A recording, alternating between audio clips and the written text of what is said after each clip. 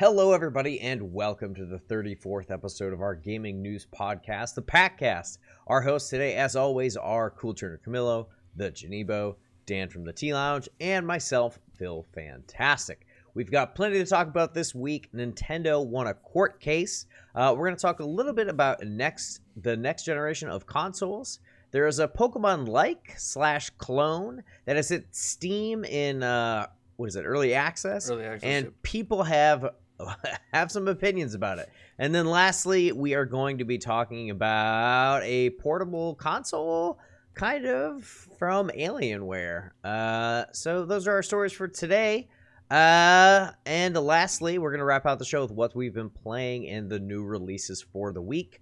And with all that being said, let's get into our first story.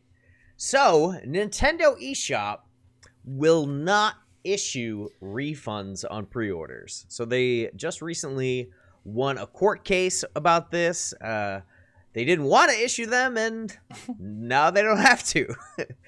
Steam and other online stores have policies that allow you to refund a game as long as you haven't logged too much time into it. So my question for you guys is, how do you feel about online stores issuing refunds? Do you think they should have to be able to, or should it be up to the seller? Dan. I think that it's like from a legal perspective versus from a usability perspective, there are two different kind of viewpoints. Sure.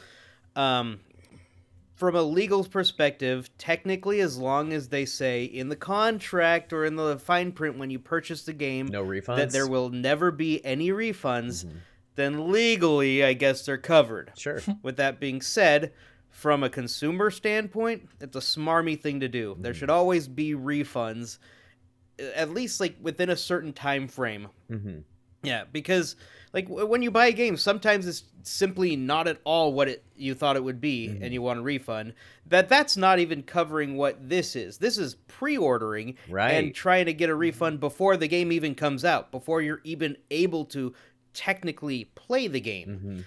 And I can understand, like, some of the reason why they didn't want to issue refunds is because some people have found ways in the past to hack into games and play them early before the game actually comes out. Like, they'll preload it, hack it, play the game, and then they don't want to give a refund, obviously. Yeah, totally. But honestly, there should be a way to, like, get if the reason they don't want to give a refund is because they preload the game onto your system, then there should be a way to pre-order the game, not preload the game, and then you're allowed to have a refund as long as you haven't preloaded it. That'd be interesting. That you have an option in that regard. If there was like a prompt where it was like, would you like to preload the game or reserve your right to refund until the game is released or something like that? Exactly. That would be an okay trade-off in my opinion. But absolutely no refunds for any reason if you pre-order. Completely utter garbage in my opinion as a consumer. Interesting. Anybody else have strong feelings one way or the other? John, what do you think? Well, I'm probably the only one. Well, I don't know. Phil, do you buy a lot of digital stuff? I buy. I mean, there's plenty of indie developers that I buy digital, and there's certain games that I like to buy digital, like games I know that won't retain their value. Like, for example, like the FIFA games. Like this, like the second FIFA 21 comes out, FIFA 20 is going to be worth a penny. So it's like I like to have like quick access to some games. So yeah, I do order some games digitally. Sure. Yeah. I mean, I get pretty much all my games digitally, and I pre-order them a lot. Most games have like little bonuses for pre-ordering. Like a lot of Nintendo games, they give you extra gold coins, which is essentially free money. And I think it's kind of weird that they won't let you refund it before the game's out. Like, what are they doing with that money? Like, are they... Like, if it's a non-first party game, are they sending that money as soon as they get it to the third party publisher, and then they have to go through to the third party publisher to get the money back, so you can give it back to the consumer? True. Like, I don't know like how that all works, but I mean, I guess I think you just have to be more informed with your purchasing decisions too. Like, if you want to pre-order something that's good, but just make sure that you actually want to play it. Yeah. I think Steam is what you can't play more than 2 hours. Yeah, that's correct. Which is actually a pretty good. That's like a demo. Like that's Yeah. you get a demo. Of the That's game longer soon. than some demos. That Pokemon game was only like an hour. I think a little less than an hour. Yeah. So Yeah, I think to some extent, like knowing that you want to play the game before you pre-order it works to some extent. But sometimes when you order something like a couple of weeks out, and then let's say your kid gets sick and you can't afford the game anymore, like sometimes outside circumstances happen and you suddenly can't afford what you thought you would be able to. Sure. Yeah, but you already bought the. It's not like you were pre-ordering it and then like you had to pay it later. Like you had the funds and you bought it. Right, but you bought it and But you're not maybe- able to yeah, play maybe it, you come and then into- you still wouldn't. yeah, maybe you come into a situation where you need money, or you Yeah. need like Right. when you have an emergency at home. Which Right. I get that. I understand that. I understand like this is not a good. This is an anti-consumer Yeah. Mm-hmm. Totally. thing, especially since all of the other digital marketplaces allow you to get refunds for the most Right. part. I know PlayStation wasn't doing it for the longest time, Mm-hmm. and then they just implemented that you can get it. Yeah, that was relatively recently, wasn't it? Yeah, I'm pretty sure you can't open those ones though. Okay. Like I don't know. I think it's you can't open, not you can only play for a certain amount of time. Okay. But I've never gone through this. I've never gone through this process, so I don't know how it works. Like when You've never in your life been like, I want to return this. I wanna bought return something. I this. don't want this anymore. Yeah, I live with my I decisions. have returned an Android app before because they give 15 minutes. Even Android gives 15 minutes to return an app if you don't like it. Really Interesting. Wow. I That's didn't Yeah. know that.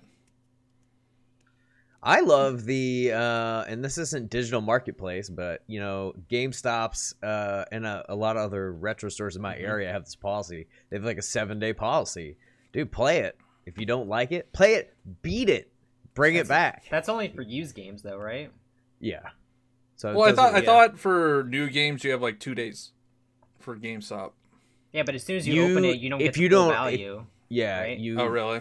if you keep the crispy plastic on, then you can bring it back in like a certain number of days, I think. For like I have full not been purchase into price. a GameStop in years. Oh man. So, in general, do we think that? Well, I didn't give Nintendo- my opinions yet. Oh, I mean, I kind of thought it was. Well, we were going around, but you didn't get to me. Oof. I mean, I didn't really. Just do it, man. Just go. Just if you want to talk. Okay, so I don't feel either way. Well, I feel for the consumer on this, but for me personally, I have always thought like if you buy something digitally, there's not really any like you don't get a refund. That's why I don't like digital games as much. So yeah, I don't really. Sorry, I was missing your thought. Good thing we came back to you. Oh, geez, I would thanks. think to go on what you're saying, I would think digital games would be the easiest to refund because there's not a physical. Yeah, but good that's- Yeah, you just have a license. that going you're, back to like, what no longer- John said about the like, it's kind of confusing with like, oh, do they have to go back to the publisher to get the money? With it, True. with physical, it's the retailer buys it from the publisher, and then your transaction is just between you and the retailer. Totally. Well, Like maybe- that's why maybe it's Maybe they easier. do buy the license from the publisher. I don't know how this works. Or the developer, right? Yeah, the Wouldn't it developer. all be published by? Yeah, but then how if they sell a lot versus not a lot, that changes the profit of the whoever made the game. It's not like they just buy the license and then that's it. It's like a flat amount of money. It's got to be Wow. dependent on how many they sell. I would like to watch a documentary on how digital Yeah, marketplaces how work. this works. Yeah, I that mean, would yeah, be fascinating. this topic definitely has raised more questions than answers for sure for all of us. The- I'm sure. The one thing that I think could be a problem is the Switch is there's a large younger audience, Sure. and like if a kid goes on to the eShop and they buy something, but their credit card on there is the parents, and the parents don't want them buying that. I mean, I guess that's on the parents for allowing Yeah, the kid and to there's have access. there's parental controls. Yeah. But I feel like in the past that like you could call customer service and be like, this was an accidental purchase, and get a refund for an accidental purchase. So maybe Yeah. you Like can game the the system App Store that does way. that. Yeah. I've bought things in the App Store where the thing like bought it twice or something, or like Yeah. canceled, and I've just like contacted Apple and they just gave me my money back. So potentially that's still on the table. I don't know. I'm gonna have to. Maybe we'll just do a test study. I'll pre-order something and then try to get my Try money to back. cancel it. Pre-order something I know I definitely want, and then just try to get my money back. And then just buy it again anyway. Yeah, I'll just tell you guys how that works out. Awesome. So the second question I had for you guys was, and we sort of talked about it a little bit, but do you think Nintendo, I want to know, do you think Nintendo is in the right or in the wrong to refuse refunds on pre-orders? What's your personal opinion? I don't know if it's necessarily in the wrong. It's just definitely anti-consumer. Mm-hmm. Yeah, I don't think they're in the wrong. They're just protecting themselves. Mm-hmm. I think, legally speaking, they're not in the wrong as long as they have the necessary disclaimers beforehand. But it's still a smarmy thing Well, to I guess do. I want more your not the legal opinion. I want to know what. Okay. Yeah, but Maybe, is maybe I anything- phrased They that poorly. technically may be allowed, but But- I think they shouldn't do it. But a lot of I stores think they should allow a lot of refunds. stores have no refunds. That's smarmy, just to have no refunds in general. I mean, I think, yeah. maybe What if if your you're product buying- doesn't Yeah. work, or If you're buying It depends underwear, on the product. I would- It really depends on the product. If you get a roasted chicken and eat half of it, obviously no refunds. well, But what a if video there's game, 6 worms in there? A video game is not going to have worms. A video game is not going to make you sick. It A video could- game is could give you entirely the seizures. type of thing that should be refundable, in my opinion. Game- Especially digitally, because there's no plastic wrap that you can remove and lower the value of. Mm-hmm. they a must have to. digital They must, copy. They must pay fees on the back end, Mhm. like to just have it on the digital, like whatever they run their digital marketplace through. Like, there's probably fees there for each transaction. Yeah, That- it's a Yeah. business decision at the end of the day. Yeah, I it's guess like- when I pre-order a game, I know I want that game, so I don't ever get into the situation where I'm like, I'm gonna pre-order it, but then I don't want it later. So and it's not like GameStop where you put $5 down and then just forget about it. Yeah, Like, the you only pay full situation I price. ever order a digital game is if it's not available physically. yeah, like I pre-ordered like Cuphead. Goose Game. Can you buy that physically now? I'm not sure. Goose Game, you probably get an unlimited run or whatever. I don't count that. But that is a very awesome service. Okay, so I'm gonna say that I think that you should be able to get a refund on a product that you buy, Yep. no matter what. I agree. I think we all agree that you should be able to get a refund. Cool. Well, let's move on to our second story of the day. We're gonna move away from Nintendo. Bye bye Nintendo. We're gonna talk about No more Nintendo. PlayStation 5 and more the Xbox pre-orders. Series X. So, here's a stat for you. Talk about man games now. Cripes. Or woman games. Or woman games. Not baby. Just not baby games. I'm going to go into my story now, if that's okay. More developers are working on games for the PS5 than the Xbox Series X. And developers are warning consumers that the graphics won't be a massive leap from what we currently have. So, how do you guys feel? I want to talk about the first one first. How do you guys feel about more developers on PS5 than Xbox Series X? Are you surprised by it, or are you worried for Xbox's future? What do you guys feel? Let's start with John, because you're an Xbox boy. If I could curse on here, I would say no shoot. Developers are developing for PS5 over the Xbox. Right. The PS4 sold 100 million units, Mm-hmm. and the Xbox One sold like 40 million units or something. So of course they're gonna put their eggs in that basket. Mm-hmm. It's not surprising. I think this was to drum up controversy, more like console wars. Like, I don't know if this is even true. Like how do you even find this out? Like, how do you even decide? Like, they're developing more games on PS5 than Xbox Series X. Like, who knows? More dev kits for PS5 have been shipped than Xbox dev kits. I'm sure there's I'm sure there's a metric in there for this to be true. I'm not surprised. I'm still excited for the Xbox. I think Microsoft has taken steps to improve where they were last generation. Oh yeah, and they I can definitely. Xbox has ended way stronger than they started with their Game Pass and cloud streaming and all that stuff. But that's kind of they just got to get some games. Just got to get some games. I know, but it doesn't sound like they're gonna get games. Well, we need first party games.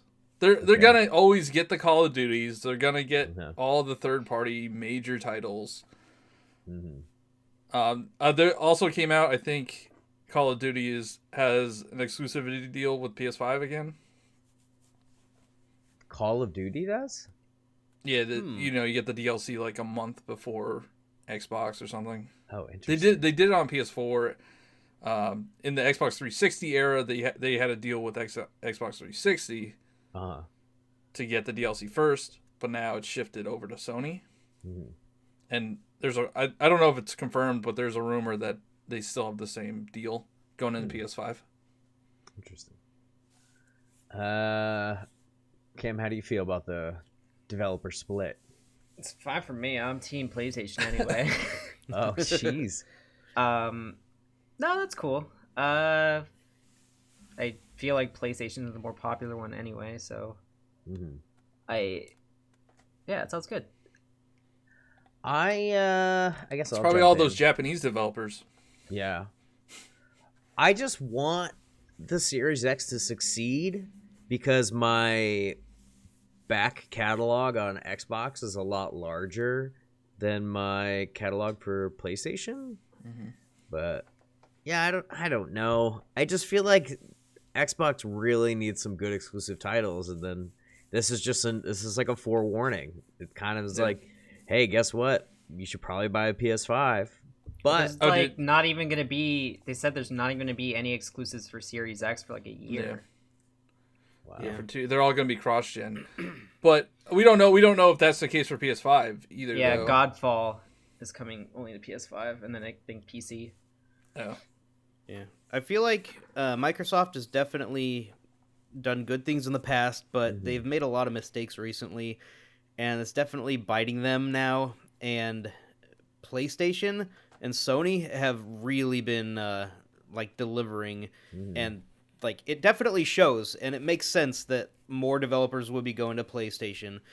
What mistakes were you saying that the Xbox has made recently? Well, just like with the Xbox One. That's 5 years ago. Right. I mean, and through today. Like, first of all, there was that controversy when it first came out that there was going to be the always-on mandatory connect, always listening, and people were annoyed. That didn't put them off to a good start. But then, aside from that, I mean, the naming convention is completely confusing, and consumers are confused, and that does reflect somewhat in the wallets of the consumers.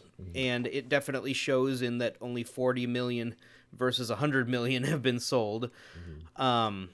And that's only going to continue because now Xbox One X is going into Xbox Series X. Developers are going to look at that and be like, oh, they're not doing anything to curb the confusion that the consumers clearly have.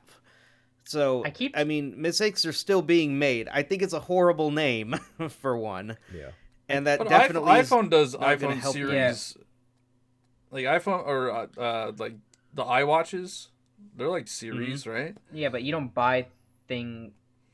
I mean, I guess you do, but like, it's hard when you're like trying to find a game or like, does this work on my Xbox? Because I was looking online and people were saying like, if you look up Xbox Series X or like if you look up a game that's coming out for it, it says Xbox 4th Gen, which is another name that means the same thing as Series X, and they're probably gonna have multiple consoles in the series, which is the same platform, I think it's going to get really confusing. Well, the whole concept of the series is going to hopefully bring in more. It's going to make it more accessible to everybody. So the Series X is like their top of the line SKU, right? And then there's another one. It's I forget if it's Anaconda. I think it's called Anaconda, and that's like a lower tier. Like it's not as powerful, but more powerful than the Xbox One. It's more powerful than the Xbox One X. Yeah. Will it play all the games? Yeah, we'll play all the games. And it'll have all the backwards compatibility. I don't think like the jump from what the story is saying, the jump from what we have now to what we will have is not going to be that significant. At least at first. You want to move on to that right now? Yeah.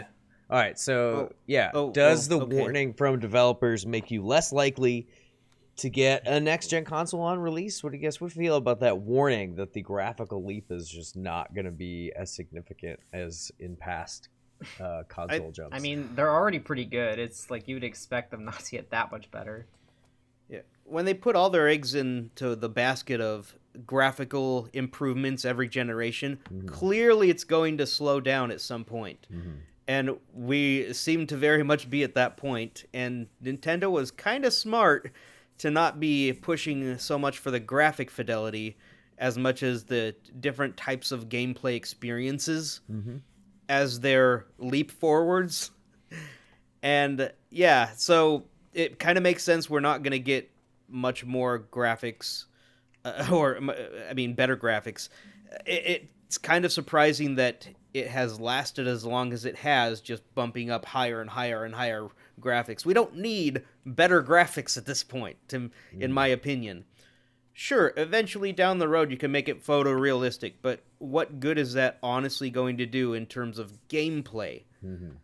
And imagine the amount of money it would take to hire like designers. Like there's just going to be people who are like, yeah, I'm just like the hair guy. Like it's going to be like a movie. I think they already have that. Yeah. They'll just like have people just like making skin. I think I actually saw a documentary of really? Tomb Raider, the newest one, and they talked to a guy that just dealt with the hair of her. And they're just like, I'm just the jiggle physics guy. Yeah. If I could play in 10 years a photorealistic version of Breath of the Wild for 3 times the amount of money that Breath of the Wild costs, or play Breath of the Wild today with the cel-shaded animation and a cheaper price, it's the same game. If it's going to be the same like gameplay and physics, honestly, it doesn't matter. With the same slowdown by the Master Sword, or would you pay more for that? I would pay more to get cheaper, or not. No. Slow down in the forest.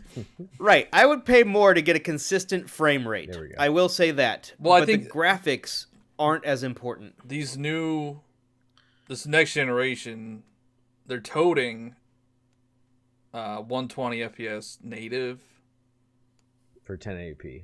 For 1080p. Yeah, and so if they could hit that consistently, because a lot of the games now are so janky because they don't hit 60 FPS. Yeah, but games in the past have claimed native 60 FPS, but then when you play the game, there'll be a spot that buffers, and it'll drop your input because it buffers. Well, that's what I mean. They're saying these next gen consoles are gonna be stable. Will never buffer, but games have been claiming to be stable for a long time. Is my point. And clearly those are wrong, so I can't trust the new games. Like, oh, but this one really will be stable. I know we said it in the past, but this one will be. It's like, yeah. I think if you take a look at where we started with PS4 and Xbox One, like in the beginning of this generation, and where we are at now with graphics and quality of game, it's like leaps and bounds over. Like you play a first generation PlayStation 4 game, and it's nowhere near what it currently looks like now. It definitely is leaps and bounds. The consistency in frame rate is not going to come from the hardware. So the hardware claiming this is kind of misleading, because it's going to come from the developers developing properly their game. you can develop a game that will stutter on this hardware. I guarantee it. The hardware should not be making this claim. I mean that's up to that's not to Sony or Microsoft. Like, they give them the tools. Like, they can't. Like, that's on developer.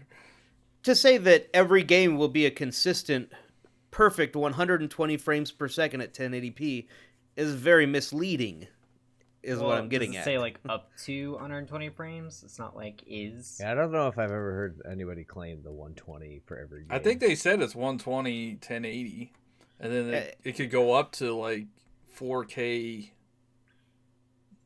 I forget what I don't know. It's probably like up to 120 at 1080, and then maybe like up to 60 at 4K. Yeah, and when you get into up tos, then yeah, it could be nothing even close. Well, you're still going to have Bethesda creating awful bugs and jank. Yeah. Then you'll have really good developers that are polished and won't have a problem with this. Perhaps, yes. Absolutely, definitely. I still think Nintendo kind of got it right not going for the graphics all the time, though. Because now people are so focused on the graphical fidelity that... I disagree. I want to see a 4K Mario game. I mean, sure, that would be great, but... I want that Switch Pro to come out this year. I'd much rather have it portable and not 4K. Much rather. But yeah, so does the warning from developers make it less likely for you to get next-gen console on release?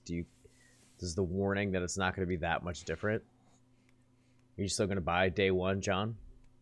Yes. I will still buy day one. I'm planning on buying Xbox day one. I'm trying to hold off on PS5. I'll definitely get it, but I won't get it. I'll try not to get it day one, unless Bloodborne 2 is announced, and then... What console is that Elder Ring going to be on?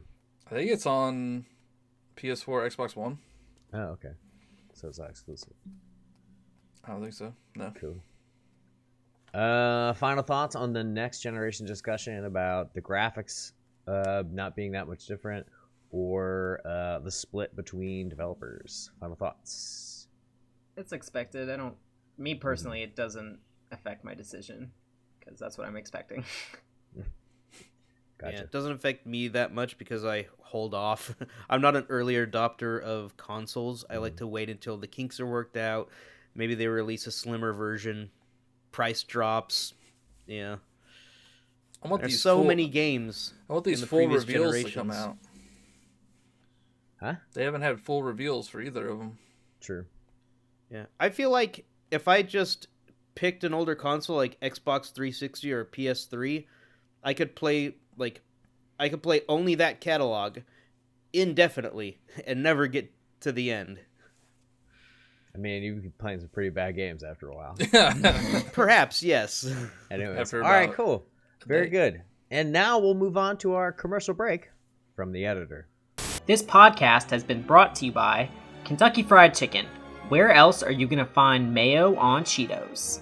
Is this mayonnaise with some frickin' Cheetos on top of it?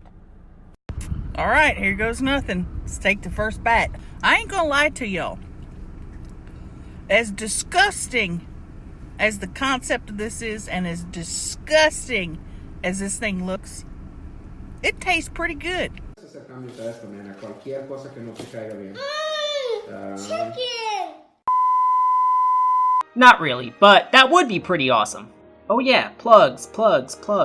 Make sure to follow the Game Pack on Instagram and Twitter. We post on these platforms every day, so if you want to interact with us outside of YouTube and the audio podcast on iTunes, Spotify, and Google Play, please check us out. And before we get back to the podcast, here are some words to live by. You can't tame this mullet. Can you tame a wild horse? No. And we're back. And we're going to be talking about something a little controversial. So, just forewarned, guys, this is going to be very, very controversial. Not really. Okay, so before we get into our story about the game Tem Tem, which is the story we're going to talk about next, we have an update on a previous story that is kind of related that we covered in October of 2019. Enchanted Portals. The team is looking to privately publish that game instead and has removed its Kickstarter page. The project is postponed indefinitely as they search for private funding. So if you guys remember, Enchanted Portals was the Cuphead-like, which I prefer to call a Cuphead clone, and we'll get more into that distinction in a minute. But just so you guys know, we said we would update you guys when we had an update on that, and it looks like there was a lot of backlash about that game being a clone, so they took down the Kickstarter page, and they're looking for a private developer. All right, so let's move on to our actual story, which is a Pokemon-like with online MMO elements called Tem Tem, is currently in early access on Steam. The game starts you off, and you pick one of 3 monsters that represent different element types from a professor, and then you go through a story battling not trainers, but tamers. Seems very, very original concept. So, my first question for everybody is, I guess I already said what it was, but I was going to say, does that sound like anything to you guys?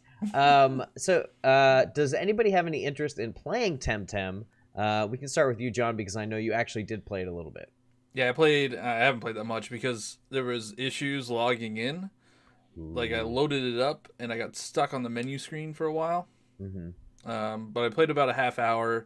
I got my first Tem Tem. And it is a lot like Pokemon. They are not trying to hide it at all. They changed the names around a little bit. Like, there's no Pokeballs. I forget what they're called. Tem Disc or something. Yeah, it looked like a little like hologram kind of thing. Yeah. I don't know how The to names do of the types are like slightly different too, right? Yeah, it's like, I forget, mental. There's a mental type. There's earth. There's electric. Wind. There's an electric type? Yeah. Wind is like flying. Mm-hmm. It's all similar typings. Like mental is psychic. I think I saw I forget what toxic type. I don't know. I haven't encountered. Is that just the Pokemon fan base? Is that what they are? But type? so the three Tem Tems that you get to choose from. One is like a grass type. I think they're earth in this one. The other one's a fire type, and then the third one is a psychic type. Oh, interesting. Or mental. So I wonder if there is a water type. I saw one of them. I think it was one of the starters, and it looked like looked like one of those Fakemon, like from like a year ago or something, when people were like, "Oh, Generation 8 is coming," and it was like a platypus starter, and it's like the same exact one. In Tem Tem. Oh no, there's no platypus. I've seen anyway. There's like a duck with a trident and a clamshell. Oh yeah, I don't know. I'm only a half hour in. I have a Toucan Sam looking bird. Yeah. There's a flying pig one. Oh, that's funny. There is another generic bird. I chose the mental starter, which is like freaking cool. What is it like? It looks like a Super Saiyan kind of. It's like floating, and it's purple, and it like follows behind you. It has the thing from like Let's Go, or where you can have like a little buddy, follower around. Yeah, that's cool. So yeah, it's definitely like Pokemon. There are a couple tweaks to the gameplay. Like, instead of having PP for each attack, there's an overall, like, mana bar. And each attack eats into that. Kind of like like another RPG, JRPG. Yeah, sure. And then there's also, you can't use all the attacks all the time. So each attack has a bar that shows how many turns you have to wait until you use that attack. Oh, interesting. So like my starter like has a psychic attack, and I have to wait an extra turn so I can use that psychic attack. Oh, it has like cooldown. Yeah, and then once you use it, it goes back to 0, so you have to wait another extra turn. That's cool. I like the little tweaks that I've encountered so far, and it's a lot like Pokemon. There's 6 monsters in your party. Yeah, 6 monsters. It is double battles the whole time though. Oh, that's cool. Yeah. I actually really like double battles in Pokemon because I feel like sometimes when you're doing the single battle, it's kind of just like, well, who's got the type advantage? That person's gonna win 9 times out of 10, unless you're like really into the weeds of competitive battling and all that kind of stuff. Yeah. It's usually just gonna be like who has the type advantage. It's a cool, like, I feel like I'm playing Pokemon for the first time again because I don't know any of the I don't know any of the Tem Tems. I don't know any of the typings. I don't know anything about this game, and I get the general concept because it is like Pokemon, but just learning a new world. I can't pronounce any of the names for anything. Well, to be fair, I can't pronounce any of the Pokemon names, and I've been playing those games for 20 not years. even the people names are like crazy. Oh, really? I forget what. So the professor's name's like Constantininos or something. Yeah, I saw that. So I can't pronounce that. I can't pronounce what the world is called. It's called. I think it's called the Archipelago. Interesting. I don't know, but I want to play more. I guess I'll answer my own question. Do I have any interest in playing Tem Tem? The answer is yes. Will I play Tem Tem? Probably not. And it's for 2 reasons. One, I have plenty of Pokemon games that I need to finish. For example, Platinum, that I would rather play, that I already own. And it's not free. It's a game that seems like a clone on PC that's not free. So $35. It's actually pretty pricey. It's $35. I mean, it's not 60. In early access. It's early access. But it's like not server dependent, right? Like you can't play if like the servers. Yeah, if the server goes down, you can't play. Ooh. And that's what I was having issues with. Not a AAA title. So there's a lot of reasons why I won't play it. I'm definitely interested in playing it, and I would love a free key. So if whoever developed this game, if you want to give me a key to it, Humble. Bundle. I will absolutely. Oh yeah, Humble Bundle people, the Humble brand, The Humble team, yeah. Yeah, they published it. I forgot about that. So hey guys, hook me up with a key, and we'll review it on the channel. And but yeah, unless it's free, I don't think I'm gonna play a game that's basically a clone of a game I'm already playing. What about you guys? Do you have any interest in playing it, Camilo? I don't want to like completely hate on it because like I know people are enjoying it, but it's just like if I want to play a game like that, I can just play Pokemon. I don't need to like learn a new kind of game like that just to like I don't feel tired of Pokemon, so there's like no reason for me to play that. If you get what I'm saying? Like I've heard like a lot of like YouTubers and people talk about like the game. They're like, yeah, like this is just such a cool like fresh experience that they're just like tired of playing Pokemon every day, and I just don't feel that way. So I don't. That is I will say though there is something to the Pokemon fatigue. I feel like they do make like minor adjustments and changes, and they give us new Pokemon and stuff in every entry, but story wise and everything, it all kind of, you know, blends together. It starts to blend together after a while, and I think there is something to the whole thing that people are talking about Pokemon fatigue, and I think there is something to the fact that they've taken the formula and kind of turned it on its head a little bit. It's still the same type of game, but it's like different enough to where people really feel like they're like learning a brand new game, and I think that's cool. So I'll say that. Yeah. I feel like as an outsider, if I were to get into this type of game, I'd go with Pokemon instead of the clone type. Yeah, because that has the more established experience and world. So, yeah, those are my thoughts. I think this came out at the perfect time, though. That's true. There's so much like backlash from the Pokemon community, and like maybe people are looking for something different. Why not try it out? And a lot of bigger content creators are covering it. It's going to be on all the platforms. It's not just going to be stuck to one. So I'll be interested to see how it does when it comes out as a full release. True.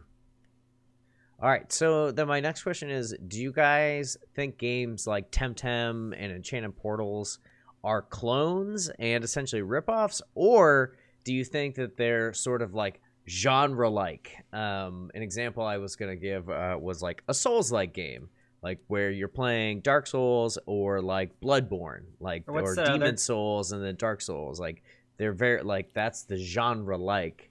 What's that other term? Metrovania or something? Yeah, Metroidvania. Yeah, Metroidvania. So, do you think that these games like Tem Tem and Enchanted Portals are too close to the source material? Or do you think they're basically like Metroidvanias? I feel like if a game that is a like game doesn't bring enough originality, like if they don't do anything new with the genre, then it's basically a clone. Yeah. And if they do try to add new elements and make it their own, then it's a like type game.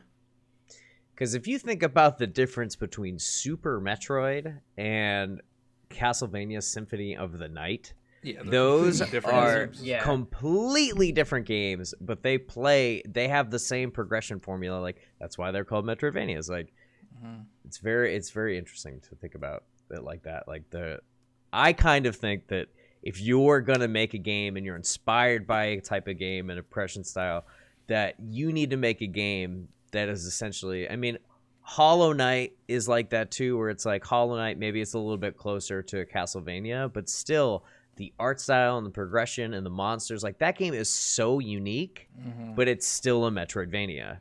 So I think that maybe Tem Tem and Enchanted Portals just haven't done enough to differentiate themselves from the games that they want to emulate. And I would call them clones as well. Plus, there's no genre of monster collecting, or I don't know. What would Cuphead be, like a boss rush? Shooter? I think no. Cuphead is like Contra. It's like a side-scrolling shooter, like Metal Slug or Contra. It combines a few different things. Yeah, but it's like a platformer. It's got big bosses, but like, I mean, I feel like it's a lot like Metal Slug. Yeah. But I don't totally see that. From the limited amount I played of Tem Tem, it seems like a clone. They might add a few tweaks here and there, unless something is completely different. There was one game on the DS, I forget the name of it. It was like something Dino something, and I felt like that was different enough. Monster Rancher, Digimon. Yeah, but it was like you would like dig up fossils and like revive them, and they'd become things that are like Pokemon, and you would fight them. But I feel like it had enough of its own thing to it to make it its own. It wasn't just Dragon Warrior Monsters. This has all the tropes. Like you start off picking one of 3 starting Tem Tems. Yeah. You battle other tamers. You have to collect 8, or you have to beat like 8 gyms essentially.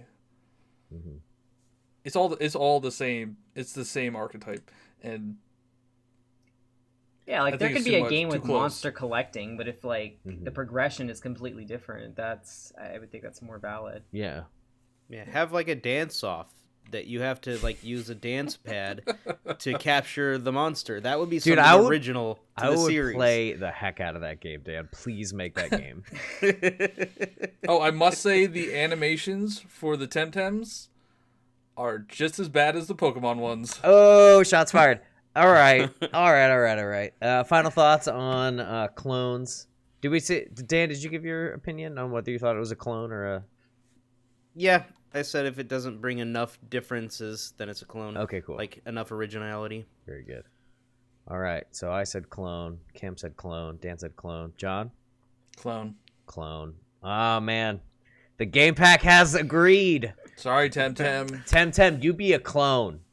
So, speaking of bring clones... dance pad support. Yeah, dance pad support, or you a clone. Speaking of clones and ripoffs, this is just sort of a random story that we're throwing in here. There's an Alienware Concept. Is it called the UFO? Yeah, it's called Alienware Concept UFO. Concept UFO, where it's basically a portable system with Detachable It's a Switch. controllers. Detachable It's Switch. controllers. Detachable controllers. It has ABXY. It has an analog Oh, it stick has the that are off-center offset analog sticks. There's 2 buttons at the very top that look like either menu buttons or capture buttons. It's got a D-pad. Oh, Yeah, wait, but this is a concept. Nice. Okay, Nice. This is a prototype concept. It may not even look like that. So I'll just read the quote here that we have from Trusted Reviews. It says, the Nintendo Switch is cool, but the price and limited number of games on it isn't. Which is why we fell in love with Alienware Concept UFO the moment we saw it at CES. So there's a lot of things to break down about that ridiculous First, quote. it's important to note that Alienware didn't make this quote. Yes, Someone. But they did They share it on their Twitter. They did. They did retweet it. Yeah. So it's from Trusted Reviews.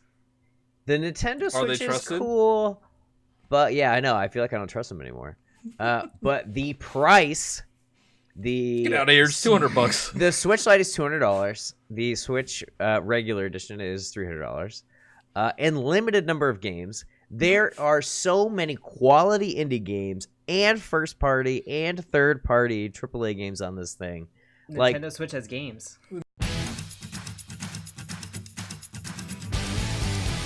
Nintendo Switch Yeah, has games. didn't you hear? Did you see all those Did commercials? you watch the Game Awards? Come on. Nintendo Switch has games. We just think that quote is absolutely silly. So And also, when you have to knock another company to promote your product, is Yeah. that really what you want to be doing? And like how Genesis does what Nintendo don't. how That's could they true. say how could they say the cost is too high when we have no idea what the yeah, cost of how this- much is it gonna cost, There's no way this costs It's gonna Not be like $300. $1,000. dude? If that It's thing, pure speculation. Yeah. Yeah. I mean, He like, said it's a portable PC. so $500. No, probably $750. I mean, you can build. I mean, but that's not portable. I was gonna say you can build something that's better than the Switch for like $500. Yeah, but it has the fact that it's portable is going to make it more expensive. Yeah. Yeah. It's really tough to gauge like whether or not it's worth it because we don't know so many different things. We don't know the specs, we don't know the price. If it's totally spec'd out and $200, then absolutely it'd be worth it. What do you think the But- battery life's on it? Like 20 minutes? It's gonna be like the Game Gear. It's Yeah. gonna be like You negative just don't time. know. You'll turn it on and it'll be like goodbye. Charge. Yeah. Please charge me. Yeah, it's not likely to be a reasonable value, especially since Alienware is known for its higher prices and higher. I mean, I want to say quality, but they do put together some beefy machines, but there's a beefy price tag along with those beefy machines. It's true, and you can build So- a lot of those machines that Alienware builds for cheaper. Mhm. There's just I think like it's. Oh man, this is so funny to me. so I don't think it's gonna cost less than the Switch, and if it does cost less than the Switch, I don't think it's gonna be. It's not gonna be good. It's not gonna be good. And like, I- what are they gonna put on it? Just Steam games? Like, Well, they showed the video they showed was Rocket League, and I also thought that was funny because Rocket League is on the Switch as well. yeah, it's been on the Switch. I mean, apparently it's going to run regular Windows 10, like full Windows 10. And How many for years that, out is this? They said it's a sick. prototype concept. Right. can I use Microsoft Word on it? Mhm. Yeah, you can use anything that Windows 10 can run. I'm gonna Dude. do my Excel And- spreadsheets on it. Dude, I'm gonna write I the mean- next best American novel on it. I can't do that on my Switch. Yeah. What I'm getting at is though, like, even if it is like a couple hundred more than the Switch, it could still be a really good deal. Mhm. It could be really useful. It could be potentially a portable streaming setup because it runs regular Windows 10 Mhm. and is portable. I mean, I'm all about tiny computers with some serious horsepower. Mhm. So But would you really want to stream, and your face is looking down at this screen? I'd be Well, able that's to how bring it- a little webcam, plug it That- in. Mm. Yeah, If now the option is not stream. stream or stream portably, then this gives an option. Wait, how are you gonna- potentially? Weren't we talking about how we can't even stream games? Like, how are we gonna be streaming out at McDonald's? We don't know the specs. We don't know the specs, but if you're like going to a friend's house to stay in a different state, you could bring this instead of a laptop, potentially. We don't know the specs, we don't know the price. That's what's crazy about it. It could be a horrible ripoff, but the concept in and of itself, I think, looks cool enough from what I've seen. Just a Switch Pro. It's just a Switch Pro. That's all it is. Potentially, or it could not be. It could be. Except that it does a lot more than the Switch. It's a full computer. It's a full computer. Granted, it doesn't do the same things as the Switch. It doesn't play Mario Odyssey or Breath of the Wild, but you could get an emulator and you could play that. Yeah, I wasn't going to go there. If it does everything a PC can, a PC can emulate. Yeah, but you could play Breath of the Wild on this thing if you really wanted to. I just want the Switch Pro to come the out. The Game Pack does not support emulation. Illegal emulation. Yes, emulation in of itself illegal is emulation. Illegal as long as you own the game. So let's move on because we're in like just make believe territory right now. But we don't know anything about it. We don't know anything about it, and we're just sort of just talking about it. But the one thing we do know is that we saw concept art, and we can talk about. Okay, it's not necessarily what it's going to look like, but we can break down the concept art. So, what do you guys think about the design of that concept art? I love it because I love the Switch. Yeah, exactly. It's kind of angular and it's kind of weird looking. Doesn't look that ergonomic. I thought it looked more ergonomic than the Switch. It looked beefier and like maybe rounder so that you could hold it in your hand for a longer period of time. But if that thing weighs like, there's this gigantic fan on there. Yeah, it's just a huge fan that's just like pushing you off the ground. So you I will say, run The Witcher 3. This concept art, I'm not a fan of the buttons being all the way on the edge of the unit because that means I'll have to hold my thumb at a really awkward angle to press the ABXY buttons. And that's always the thing that gets me after. Wait, are they ABXY? Are they actually ABXY? They're ABXY, like Xbox, not like God. Switch. Oh, okay. Yeah. Yep. Which is so annoying. Can we just... Never mind. We don't need to talk about it. Why the Xbox Switch? Like, come on, guys, just decide. Have a meeting. You guys are bros now. Just put them in the same darn spot. I don't care who wins. Just put them in the same spot. Okay. I think the design is kind of cool. It sort of looks like Switch. Well, yeah, but like the way that the bezel is reminds me of the Game Boy Advance bezel, like the original Game Boy Advance. Where it's like kind of looks like it's a little thick. It looks like a trapezoid. That wasn't a trapezoid. It wasn't on the original Game Boy. No, Game Boy Advance. Oh, okay. I mean, it was bigger at the bottom because it said like Game Boy Advance. Yeah, right. Right. Yeah. So it's I know what you're talking about now. It's got that like Game Boy Advance vibe, which I loved that system. Game Boy Advance, Super Mario Circuit. Game Boy Advance 5. Try playing outside. It reminds me also of the Genesis Nomad, where the bezel was kind of like off kilter and not quite fully square, and was also basically the original Switch, which the Switch is kind of a knockoff of the Genesis Nomad, but not really. Didn't the Game Gear have a big like bottom chin bezel? What about the Nokia Engage thing? Oh my gosh. Getting little weeds. So what's coming out this week? I guess we could move on. Do we have any final thoughts? Final thoughts on the Alienware thing before we move on? I would love to find out more specs, more pricing, because if it's reasonably priced and reasonably spec'd, it could be a really cool portable computing unit, regardless of game playability.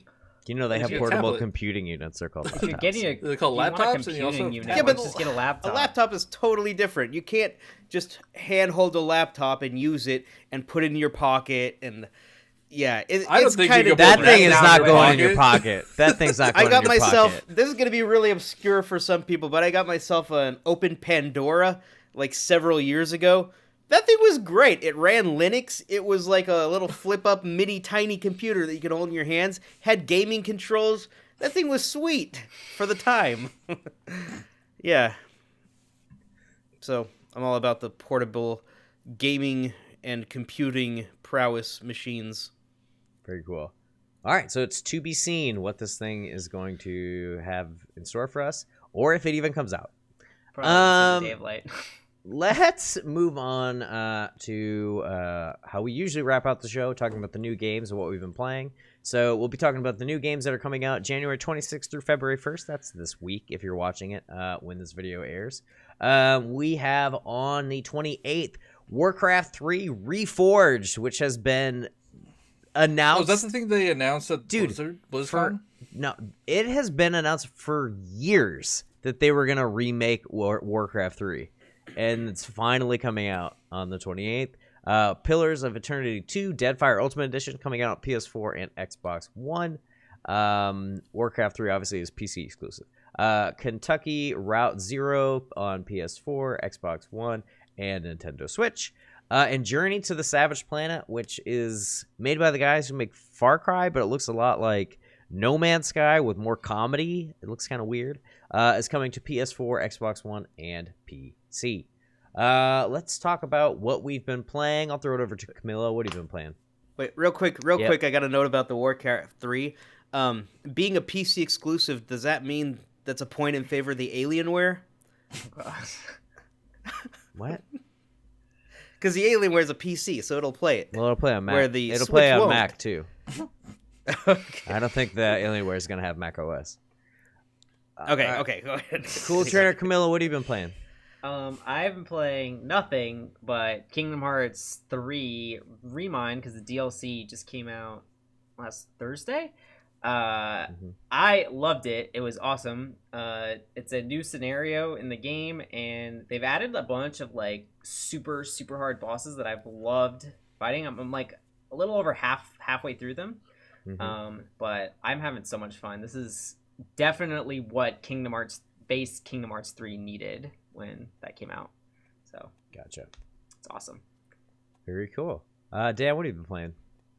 I've been playing Prince of Persia through the franchise run that I'm going. I finished up Prince of Persia 3D. That game, oh my gosh, it's definitely a product of its time. Its challenge is in its bad controls and not the greatest design. But I beat the entire game, and that was a huge accomplishment. And now I'm on Prince of Persia 2008, which is the easiest game ever because there is literally no way to die. Is that the like literally? Is 2008 the one where he's got like the blue and red like bandana thingy? Yeah, the cell shaded. Yeah. There's no way to die. They've designed it to be more of like a story experience. You just go along and play the story, and if you miss a jump, your companion friend grabs you out of the fall and puts you right back every single time. If you're in a fight and you don't do well, your friend will save you, give back a little bit of health to the enemy, and you just keep going. There's no way to die. Are you it's so playing on easy. easy mode? No, that's just the game. Because there's games that are like, just give me the story, or hard, or like, right. You know what I mean? It's kind of a new concept that they were going for. And the style they went for is no way to die. That is like what they were going for specifically with this one. I will say they do have a lot of stuff that is cool in it, and it's fun to experience, but at the same time, I'm kind of getting bored because there's literally no challenge almost anywhere in the game. So that's what I've been playing. Gotcha. John, what have you been playing?